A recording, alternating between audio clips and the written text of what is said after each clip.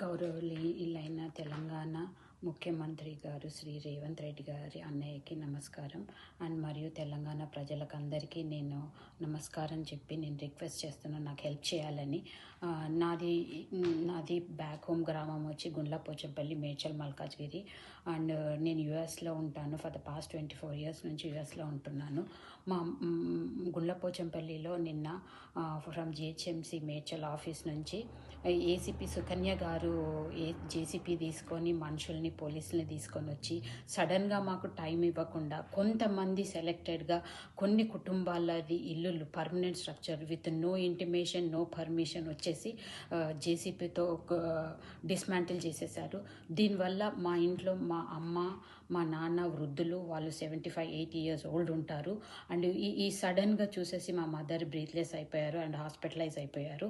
And ఎందుకు ఇలా జేసీపీతో కూలగొడుతూ demolish చేస్తున్నారని అడగగా మీరు కోర్టుకు వెళ్ళండి, మాకు సీఎంఓ ఆఫీస్ నుంచి ఆర్డర్స్ ఉన్నాయని చెప్పేసి ఈ విధంగా జేసీపీతో ఎంతమంది రిక్వెస్ట్ చేసినా వినకుండా నాకు ఆర్డర్స్ ఉన్నాయని చెప్పేసి డెమాలిష్ చేసేసారు. మేము ఈ ఇల్లు 2002లో కట్టుకున్నాము. మెయిన్ రోడ్కి లేదు, మా పట్టా భూమిలో ఎఫ్టీఎల్లో కాదు, నాలాలో కాదు, 100 feet అవే రోడ్ నుంచి మేము కట్టుకున్నాము. మేము ఎవరిది ఆక్రమించలేదు. అండ్ సడన్గా వచ్చేసి భయభ్రాంతులకు గురి చేశారు ఆ గ్రామంలో, గుండ్లపోచంపల్లి గ్రామంలో. సో ఏ విధంగా డిస్మాంటిల్ చేశారో మీరు చూడండి. ఈ విధంగా మా ఇంట్లో రేకులు కూర్చేస్తుంటూ పిల్లర్ని కూల్చేశారు. అండ్ మధ్యలో క్రాక్స్ పెట్టారు ఇంటికి.